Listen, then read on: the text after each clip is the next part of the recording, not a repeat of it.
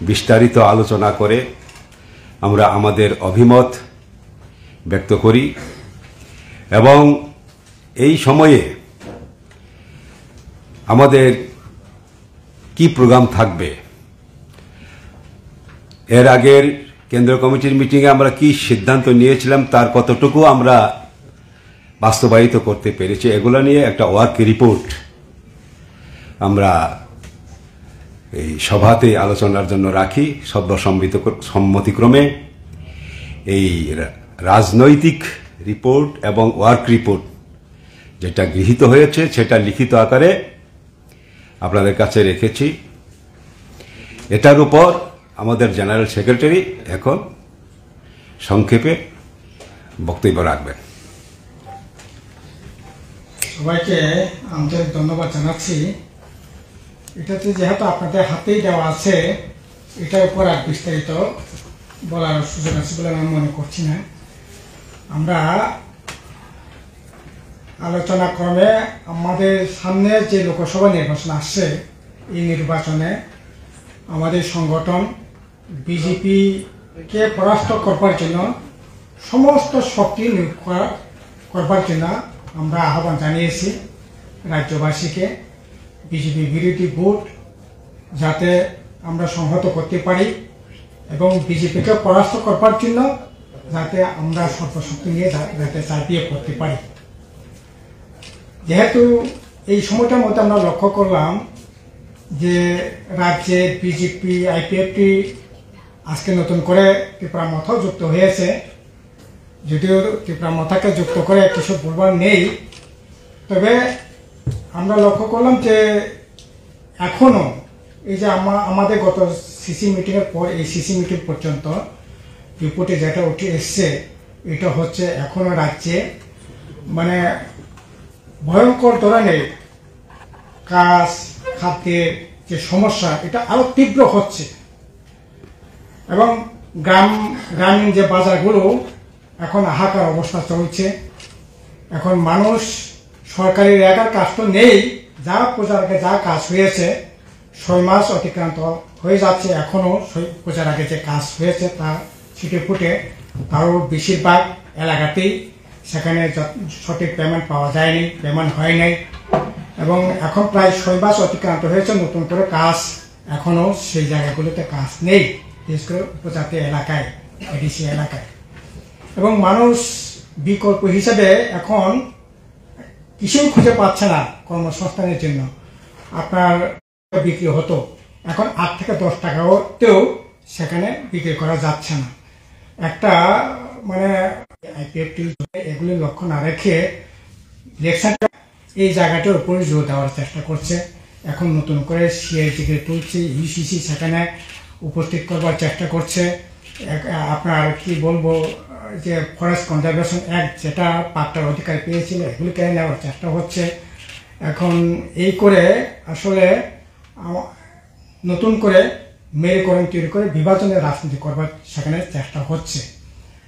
এছাড়া আমরা যেখানে আলোচনা করেছি, আলোচনায় যেটা হয়েছে এই যে দুম্বুর যে বান, এটা 71-72 সালে দুম্বুর বান হয়েছে। এই নিজেরা সম্পদ তৈরি করা তো দূরের কথা, যা সম্পদ অনেক প্রচেষ্টার পর রাজ্যের সম্পদ তৈরি হয়েছে, এই সম্পদটাকে পর্যন্ত এখন টাকাওয়ালাদের হাতে, ব্যবসায়ী প্রতিষ্ঠানের হাতে তুলে দেওয়ার জন্য সেখানে অতিক্রমণ করছে। আমরা এই ঘটনার তীব্র নিন্দা জানাই এবং কোনো মতেই এই দুম্বুর বানকে সেখানে ব্যবসায়ী প্রতিষ্ঠানের কাছে তুলে দেওয়ার কোনো রকম আমরা সম্পূর্ণ বিরোধিতা করছি।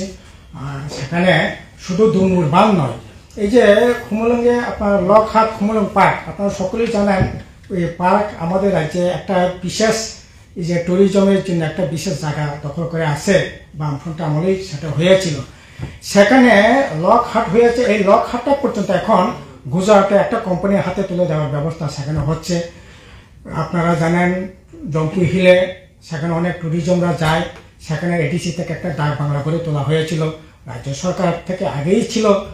এখন সেখানে জায়গার সংকলন হয় না, তার জন্য আমরা এডিসি থেকে একটা ডাক বাংলা সেখানে গড়ে তোলা হয়েছিল। এই ডাক বাংলাটা পর্যন্ত এখন একটা ব্যবসায়িক প্রতিষ্ঠানের হাতে তুলে দেওয়ার ব্যবস্থা করা হচ্ছে। এই করে আসলে এডিসি প্রশাসনও সেখানে যেরকম রাজ্যে যেরকমভাবে দেউলিপনাভাবে চলছে, একইভাবে এডিসি প্রশাসনও একইভাবে দেউলিপনাভাবেই চলছে। কাজে এইরকম অবস্থার মধ্যে নতুন করে এখন মানুষকে বিভ্রান্তি তৈরি করবার জন্যই এই যে আপনারা দেখছেন যে অন্বেষণ ধর্মঘটের নামে নাটক সেখানে কিভাবে সংগঠিত করবার চেষ্টা হয়েছে, আপনার এগ্রিমেন্টের নামে মানুষকে সেখানে আবার বিভ্রান্তি করে সেখানে আবার তাদের যে 2017-18-তে যে নাটক মঞ্চস্থ হয়েছিল একই নাটক সেখানে মঞ্চস্থ করবার চেষ্টা হয়েছে। এবং এই করে আসলে মানুষের যে মূল যে সমস্যা, এই মূল সমস্যা থেকে দৃষ্টি ঘুরিয়ে দেওয়ার জন্যই এগুলি করবার চেষ্টা হচ্ছে। এগুলি দিয়ে মানুষের সমস্যা, উপজাতিদের সমস্যা সমাধানের জন্য কোনো ধরনের সেখানে এগুলি দিয়ে মীমাংসা হবে না। আমরা মনে করি ভোটের জন্য, রাজনীতির জন্য এগুলি করবার চেষ্টা হচ্ছে। কাজেই এখন তো আজকে তো আরো খোলামেলাভাবেই আমরা দেখছি, আগে ঘুমটা পরে নাচবার চেষ্টা হয়েছিল, আজকে ঘুমটা খুলে সেখানে নাচবার চেষ্টা করছে। তার জন্য আজকে মন্ত্রিসভা তো বিজেপিকে কিভাবে সেখানে আড়াল করা যায়, রক্ষা করা যায়, এই প্রচেষ্টাই ছিল। এখন আজকে এটা আরো জনগণের কাছে খোলামেলা তার যে সড়ক এটা উন্মোচিত হচ্ছে। এই হচ্ছে ঘটনা। বাকি বিষয়গুলো তো না একটু ত্রিপুরার মতে তো আপনারা ভাবছেন যে তারা দুজন তো চলে গেছে, অন্তত পৃথিবীর সাথে মিশে গেছে, তো তাদের যে দাবিটা ছিল, মূল দাবিটা, এটা কি সাজানো গল্পের মতন চলে যাচ্ছে, না আপনারা এটা দাবিটা পূরণ হবে মনে করছেন?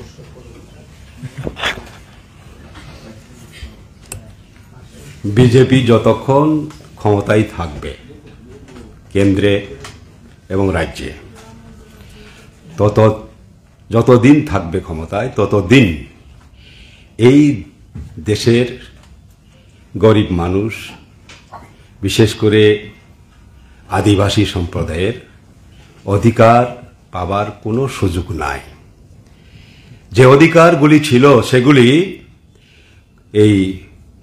এই সরকার প্রতিষ্ঠিত হবার পর, কেন্দ্রে বসার পর একের পর এক হরণ করা হয়েছে। কিরকম? প্রথমত বিজেপির যে ভাবনা, যে ভাবনার বাস্তবায়নের জন্য প্রায় 100 বছর ধরে বিজেপি এবং তার যে প্রধান যে আদর্শ আরএসএস, তাদের যে প্রচেষ্টা ভারতবর্ষ হবে একটা নেশন স্টেট, জাতি রাষ্ট্র, যে কারণে রাষ্ট্রবাদী, হিন্দু এক জাতি এবং হিন্দু রাষ্ট্র হবে, এক দেশ এক জাতি এক নীতি এক ভাষা। সেখানে ভারতবর্ষ হলো বহুভাষী, বহু জাতি, বহু ধর্মের দেশ। শত পুষ্প প্রস্ফুটিত হোক একটা বাগানে, ইউনিটি ইন ডাইভার্সিটি, এটাই হলো আইডিয়া অফ ইন্ডিয়া বা ভারতবর্ষের জাতীয় মুক্তি আন্দোলনের এটাই হলো আইডিয়া, আকাঙ্ক্ষা। এবং সেভাবেই আজকে ভারতবর্ষের বিভিন্ন জাতি গোষ্ঠীর মানুষ একত্রে আমরা আছি। এবং এখানে আদিবাসীদের যে ভাবনা, আকাঙ্ক্ষা, এটা শুধু ত্রিপুরার আদিবাসী না, সারা ভারতবর্ষের আদিবাসী, শুধু সারা ভারতবর্ষ না, সারা পৃথিবীর আদিবাসী। তাদের আকাঙ্ক্ষা হলো নিজেদের আর্থসামাজিক উন্নয়নের সঙ্গে জাতিসত্তার বিকাশ ঘটিয়ে একটা উন্নত পূর্ণাঙ্গ জাতি যেরকম হলে হয় সেরকম ভাবে নিজেদের আত্মপ্রতিষ্ঠা করা, পূর্ণাঙ্গ জাতিতে পরিণত হওয়ার আকাঙ্ক্ষা। এইটার সঙ্গে বিজেপির এক জাতি গঠনের যে মূল ভাবনা, সেটা কোনো মিল নেই, পরস্পর এটা হলো মৌলিক কন্ট্রাডিকশন এখানে আছে, যার কোনো মীমাংসা নেই। সুতরাং এই বিজেপি থাকলে কোনো রকম ভাবেই আদিবাসীদের বা ট্রাইবেলদের বা ইন্ডিজেনাস পিপলদের অধিকার রক্ষা, অধিকার পাওয়ার কোনো সুযোগ নেই, বরং হরণ হচ্ছে। আজকে প্রাইভেটাইজেশন মিনস ডি রিজার্ভেশন, আর রিজার্ভেশন চাকরির ক্ষেত্রে যেটা ছিল, শিক্ষার ক্ষেত্রে যেটা ছিল, সেগুলোকে প্রাইভেট করে দেওয়ার মানেই হলো আর রিজার্ভেশনের সুযোগটা রইল না। তার সঙ্গে ফরেস্ট রাইট অ্যাক্ট, সেগুলা আজকে সংশোধন করে যেটা ইউপিএ সরকারের সময় হয়েছিল, ট্রাইবেলদের বনাঞ্চলে অধিকার পাওয়ার, ফরেস্ট পাট্টা পাওয়ার, সেটাকে বাতিল করে দেওয়া হলো, শিথিল করে দেওয়া হলো। এবং সিক্স শিডিউল, আজকে সিক্স শিডিউল ভারতবর্ষের আদিবাসীদের রক্ষার জন্য এটা খুবই কার্যকরী ব্যবস্থা। সেই কারণে অরুণাচল প্রদেশ, আপনারা নিশ্চয়ই জানেন, অরুণাচল প্রদেশ আজকে বিজেপি সরকার। সেখানে সরকারি পার্টি এবং বিরোধী দল সবাই মিলে বিধানসভায় এবং মন্ত্রিসভায় সিদ্ধান্ত গ্রহণ করে প্রস্তাব পাঠিয়েছে কেন্দ্র সরকারের কাছে, অরুণাচল প্রদেশেও যাতে সিক্স শিডিউল চালু করা হয়। এই কাশ্মীরে লাদাখকে যখন আলাদা করা হলো, তখন বিজেপি, ওইখানকার বিজেপি এবং সব দলমত নির্বিশেষে সবাই একত্রিত হয়ে ওইখানেও দাবি উঠেছে লাদাখে যেন সিক্স শিডিউল চালু করা হয় ত্রিপুরার মতো। কিন্তু বিজেপি বা কেন্দ্রীয় সরকার কর্ণপাত করেনি। এমনকি আজকে যেটা আমাদের লক্ষ্য রাখার, এখানে আমাদের রাজ্যে আমরা যতদূর জানি 14 লক্ষের মতন ট্রাইবেল বা আদিবাসী জনসংখ্যা।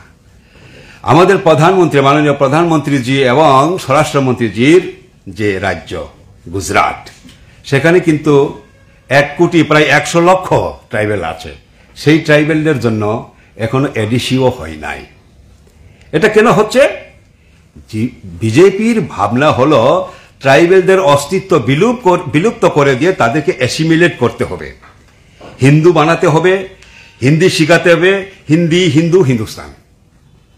এই জায়গায় আমরা নিজেদের অস্তিত্ব রক্ষা করতে চাই, আর বিজেপি এই ছোট ছোট জাতিগোষ্ঠীর অস্তিত্বকে বিলুপ্ত করে দিয়ে অ্যাসিমিলেট করা, যাকে বলে হজম করে ফেলা, সেটা করতে চাইছে। ফলে বিজেপির ভাবনা এবং আদিবাসীদের ভাবনার মধ্যে সংঘাত, মৌলিক সংঘাত রয়েছে, সেটার কোনো মীমাংসা নাই।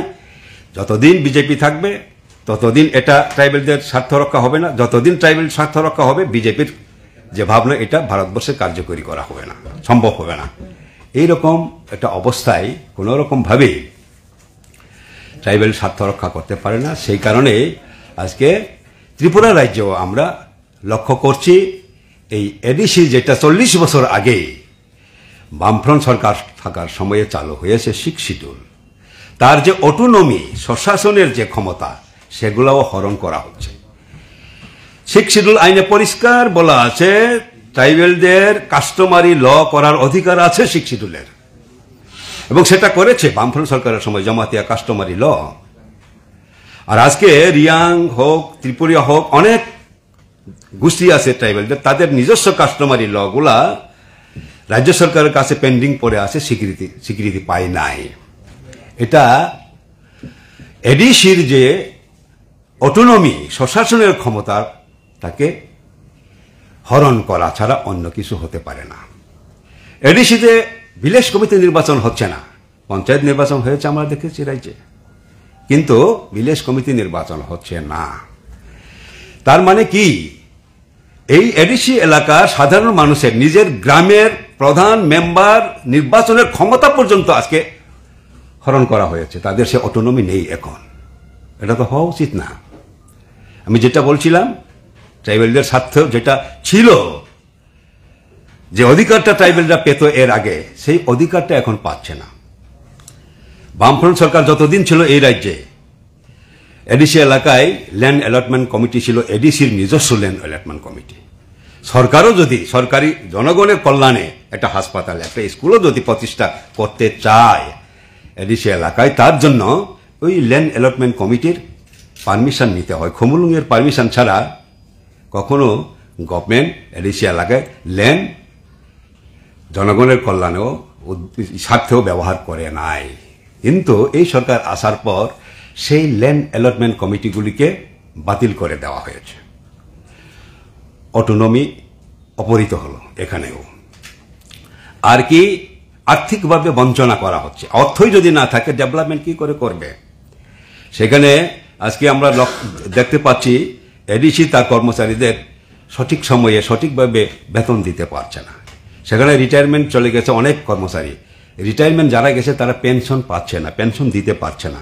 এটা অন্যায়, এ ধরনের হওয়া কোনো রকমভাবে উচিত না।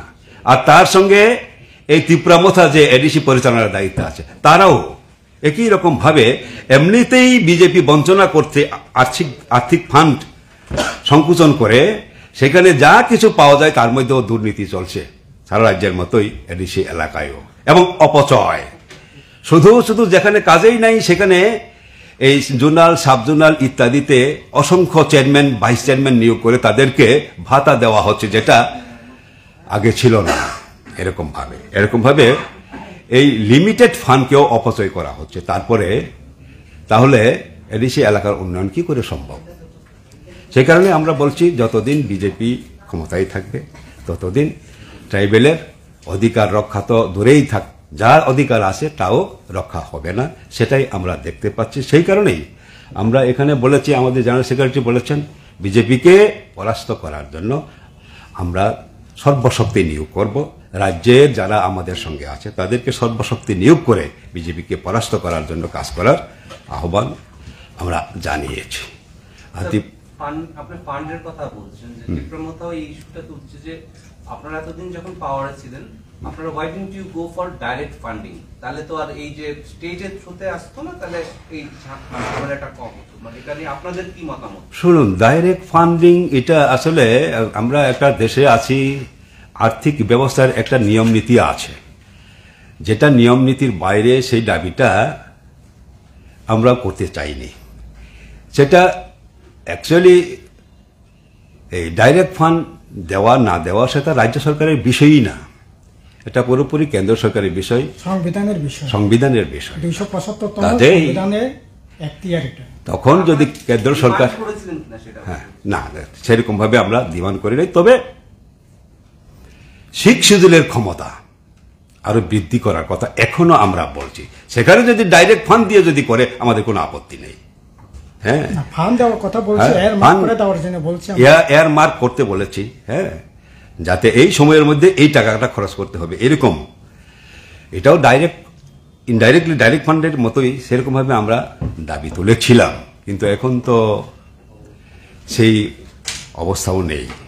যা কিছু পাওয়া যেত তাও এখন পাওয়া যাচ্ছে না, এটাই হলো বাস্তব পরিস্থিতি। আজকে যে জয়েন করলো ওরা অপোজিশনের ছিল, আজকে জয়েন করলো। হ্যাঁ, আমরা লিখেছি, আপনি কিভাবে দেখছেন? হ্যাঁ, আমরা লিখেছি যে এটা তো গোপনে তারা একটু লুকিয়ে করার চেষ্টা করছিল, মানুষকে কনফিউজ করছিল। আসলে তীব্রামথার জন্ম হলো যখন সিএবির বিরুদ্ধে আন্দোলন হয়, জিরানিয়াতে গোলাগুলি হয়, তখন এই পৈলা জাতি উলো পার্টি বলে বিজেপির সিএ আন্দোলন, মানে সিএ আইন করার বিরুদ্ধে, বিজেপির বিরুদ্ধে লড়াই করার জন্য এই তীব্রামথা উৎপত্তি হয়েছিল। এখন সিএ তো এখন আছে, তাহলে যে সিএ করেছে, যারা গুলি করেছিল তাদের সঙ্গে কি করে গেল তারা? তার বলে জনগণের সঙ্গে তারা বিশ্বাসঘাতকতা করেছে, এবং এটা করবে আমরা আগেই জানি। হ্যাঁ, কারণ জনগণ বিজেপি বিরোধী, ঠিক তাদের জনগণ, কিন্তু নেতারা তো বিজেপি মুখী। তখনই আমরা বলেছি মানুষের ক্রোধকে ডাইভার্ট করে যাতে এখানকার গণতান্ত্রিক আন্দোলন শক্তিশালী না হতে পারে, সেই কারণে এটা জন্ম দেওয়া হয়েছিল। এবং আমরা যা বলেছিলাম তাই হয়েছে। এই যে জনগণের সামনে যে কথা তারা বলেছিলেন, গ্রেটার ত্রিপুরাল্যান্ড, তাদের চুক্তিতে এটা এই শব্দটাও নেই, কনস্টিটিউশনাল সলিউশন নেই, কবে নাগাদ হবে তাও নেই।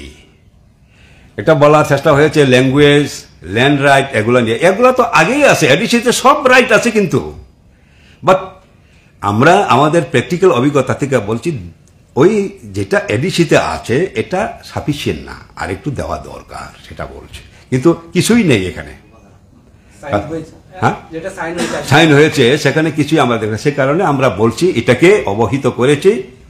তীব্রামথা যে বিভ্রান্ত করেছিল এতদিন, যেটা একসময় টিউজেস করেছিল, যখন তারা জোট সরকার গঠন করলো তখন টিউজেস হারিয়ে যায়। আইপিএফটি ত্রিপুরাল্যান্ডের নামে আন্দোলন করে যখন বিজেপির সঙ্গে সরকার গঠন করলো, দেখা গেছে শেষ পর্যন্ত আইপিএফটির অস্তিত্বই প্রায় বিলীন হয়ে গেছে। এখন তারা সরকারের কাছে এটাও শেষ হয়ে যাওয়ার সিদ্ধান্ত নিয়েছে তারা, এবং সেই কারণে আমরা বলেছি এটা তিপ্রামথা নাটকের জবনিকাপাত, এই ইয়েটা চুক্তিটা বা গভর্নমেন্টে অংশগ্রহণ করাটা। এটা সবটাই ছিল সাজানো নাটক।